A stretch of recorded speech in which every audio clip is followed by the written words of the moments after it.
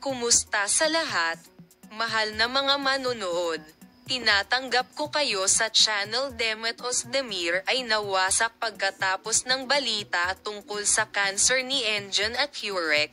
Ang iyong mga balita ay ibinahagi ng ganito sa social media.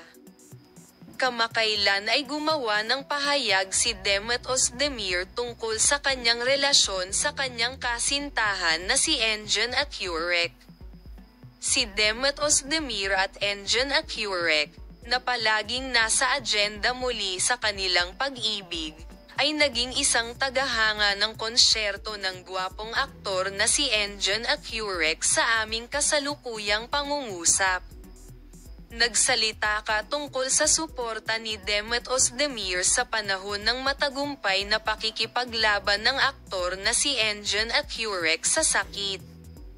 Ibinahagi ni Demet Ozdemir na palagi niyang kasama si Enjan Accurec at sinusuportahan siya sa kanyang social media account.